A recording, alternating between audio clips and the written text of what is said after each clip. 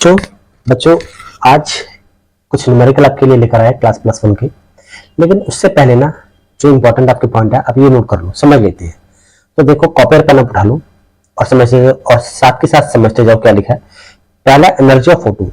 अगर अगर मेरे पास कोई भी फोटोन हो तो उसका एनर्जी का देखो क्या formula, E is equal to h nu. ये फॉर्मूला, ए क्या एनर्जी, एच का प्लैंक कांस्टेंट जिसकी वैल्यू फिक्स है, और न्यू क्या फ्रीक्वेंसी। और फ्रीक्वेंसी का फॉर्मूला क्या था मेरे पास, सी बाय लैम्डा। तो मेरे पास ओवरऑल क्या बन गया, एच सी बाय लैम्डा। बाकी देखिए सी क्या है, लैम्डा क्या है, न्यू क्या है। काइनेटिक एनर्जी का फॉर्मूला क्या होता है, 1/2 half M B square. 1/2 half M B square, M मतलब मास ऑफ इलेक्ट्रॉन और वी वेलोसिटी, वेलोसिटी का स्क्वायर। फ्रीक्वेंसी का फॉर्मूला न्यू का क्या formula, C by lambda. C क्या वेलोसिटी और लैम्डा क्या वेवलेंथ। ये इंपॉर्टेंट है, देखो फ्रीक्वेंसी का फॉर्मूला क्या है, C by lambda, C velocity और लैम्डा वेवलेंथ। अब यहां पर देखो चौथा पॉइंट मैंने लिखा है, minimum energy required to eject electron. कम से कम एनर्जी क्या होगी किसी इलेक्ट्रॉन को बाहर निकालने के लिए। मान लो मेरे पास ये कोई शेल है, कोई मेरे पास ये शेल है, न्यूक्लियस शेल है। इस शेल में से इलेक्ट्रॉन को बाहर निकालने के लिए कम से कम एनर्जी कितनी चाहिए। तो देखो इसका फॉर्मूला क्या आएगा मेरे पास, एनर्जी ऑफ फोटोन, फोटोन की एनर्जी जो पहले क्वेश्चन से निकाल लेंगे, ठीक है, minus kinetic energy of ejected electron. Energy of photon और काइनेटिक एनर्जी, अगर इन दोनों को हम माइनस करते हैं तो मेरे पास क्या आएगा, minimum energy required to remove electron. Electron को बाहर निकालने के लिए कम से कम एनर्जी कितनी चाहिए। उसके बाद नंबर ऑफ इलेक्ट्रॉन इन 1 मोल, एक मोल में नंबर ऑफ इलेक्ट्रॉन कितने होते हैं, 6.022 मल्टीप्लाई 10 की पावर -34। ये एवोगैड्रो नंबर, इसको याद रख लेना, भूलना मत। Velocity of light in vacuum कितनी आती है, 3 मल्टीप्लाई 10⁸ मीटर पर सेकंड। मतलब एक सेकंड में 3 लाख किलोमीटर की दूरी तय हो जाएगी। तो याद रखो वेलोसिटी ऑफ लाइट क्या, 3 मल्टीप्लाई 10 की पावर 8 मीटर पर सेकंड। और 1 nm, nm मतलब नैनोमीटर। 1 नैनोमीटर किसके इक्वल आएगा, 10 की पावर -9 मीटर। ये यूनिट है कन्वर्जन के लिए। 1 नैनोमीटर किसके इक्वल आएगा, 10 की पावर -9 मीटर की। और देख लो जो सबसे पहला फॉर्मूला क्या था, एक बार उसको दोबारा से रिकैप या रिवाइज करते क्या लिखा है। एनर्जी का क्या फॉर्मूला था, एच न्यू। न्यू किसके इक्वल था मेरे पास, सी बाय लैम्डा। देखो न्यू किसके इक्वल था, सी बाय लैम्डा। तो क्या बन गया मेरे पास, H C by lambda. Clear है।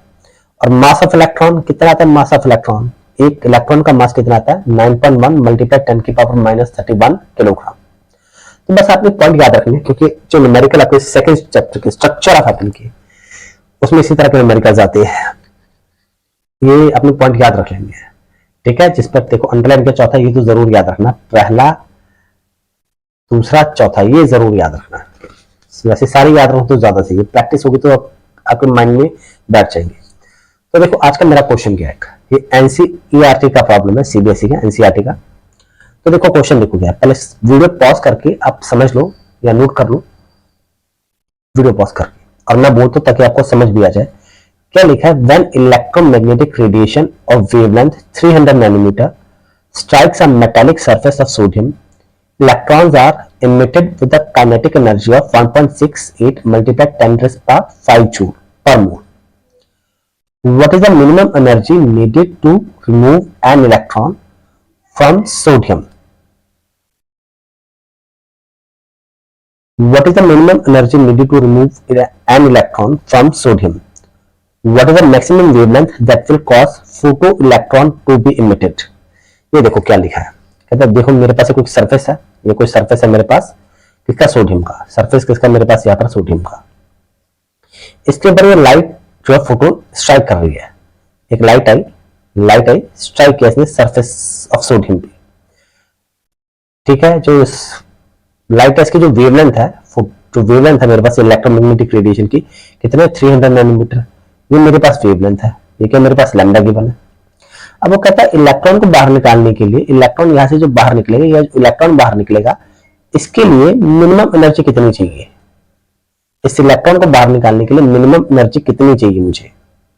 क्लियर है, मिनिमम एनर्जी कितनी चाहिए और मैक्सिमम कितनी वेवलेंथ हो सकती है। ये तो चलो कम से कम जो भी मेरे पास वेवलेंथ आ गई, मैक्सिमम कितने वेवलेंथ यहाँ पर स्ट्राइक कर सकती है, मैक्सिमम कितनी वेवलेंथ इस इलेक्ट्रॉन को बाहर निकालने के लिए सफिशिएंट होगी, या मिनिमम एनर्जी। देखो मिनिमम एनर्जी, पहले 2 पॉइंट पूछ ले, मिनिमम एनर्जी और दूसरा क्या पूछ ले, maximum wavelength.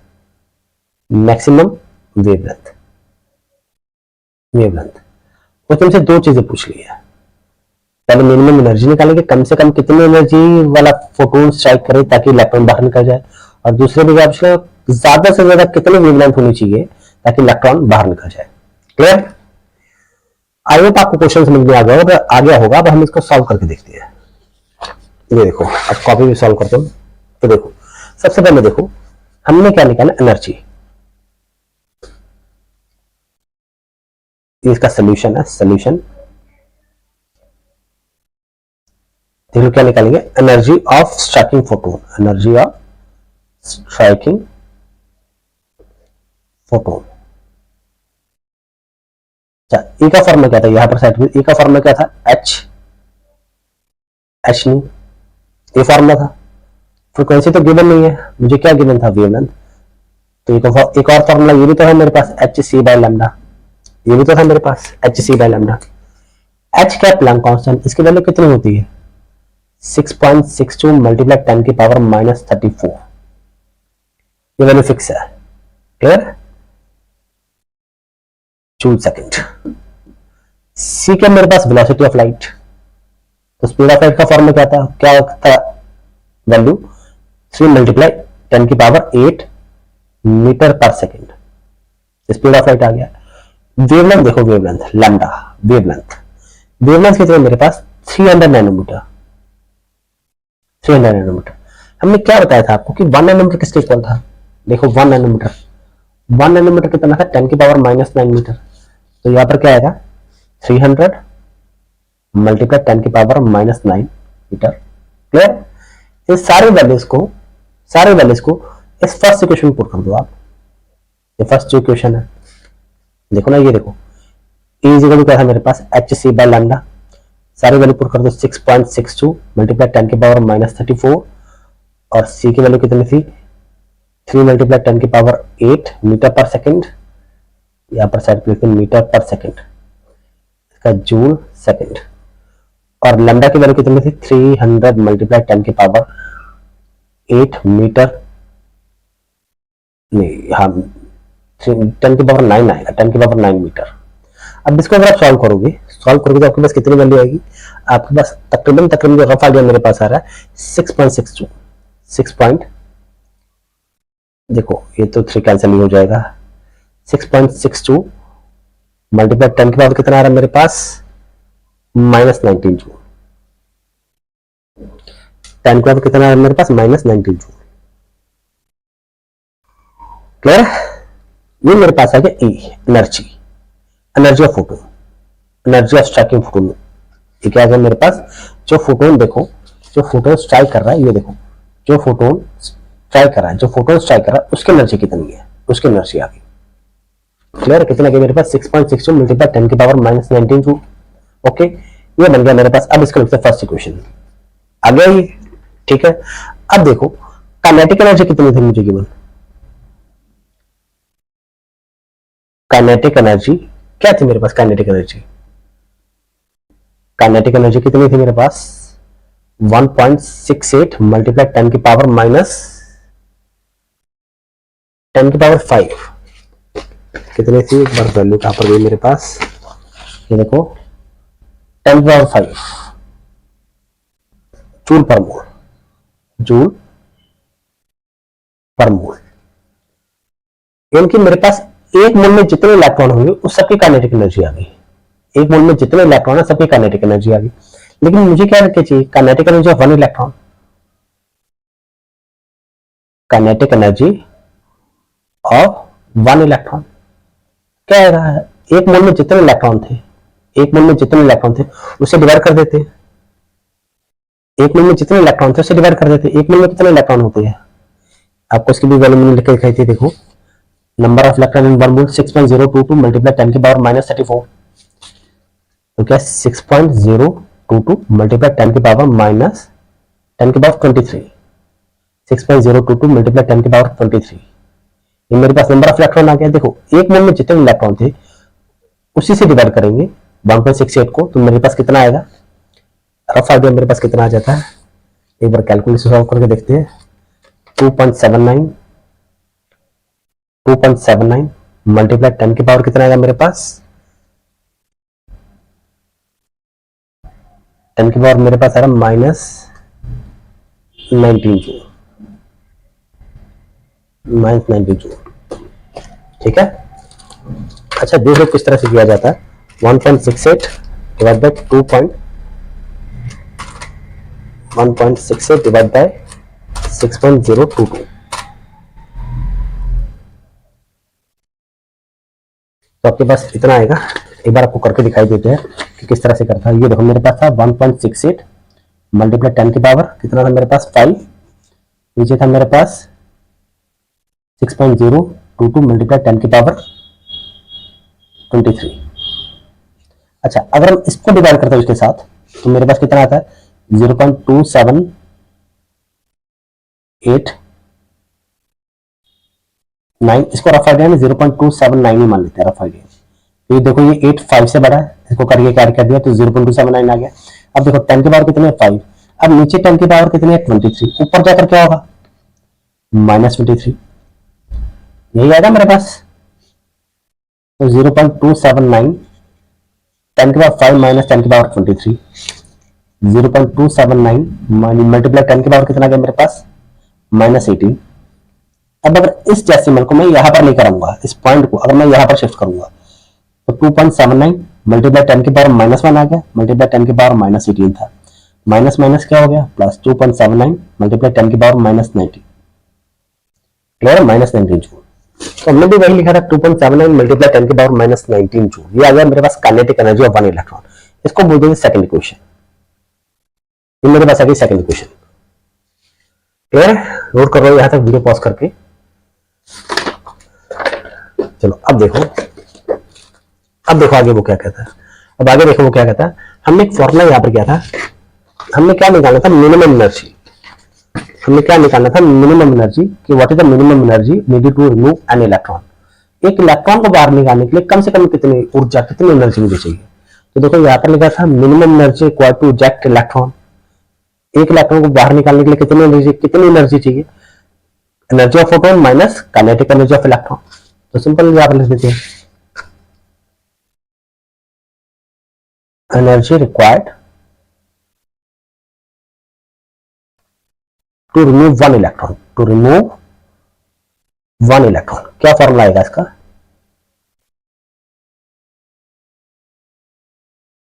Energy of photon minus kinetic energy of electron, kinetic energy of electron, clear. यही आएगा kinetic energy of electron, clear. अब देखो एनर्जी ऑफ फोटोन कितना आ गया था मेरे पास 6.62 मल्टीप्लाई 10 के पावर माइनस कितना आ रहा था 19 जूल। और काइनेटिक एनर्जी ऑफ इलेक्ट्रॉन कितना आ गया था, काइनेटिक एनर्जी ऑफ इलेक्ट्रॉन ये मेरे पास आ गया था 2.79 मल्टीप्लाई 10 के पावर -19 जूल,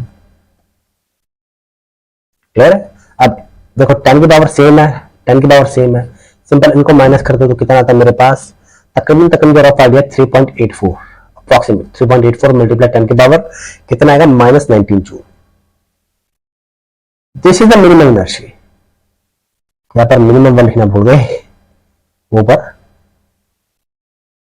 मिनिमम एनर्जी ऊपर लिख देते हैं मिनिमम एनर्जी रिक्वायर्ड।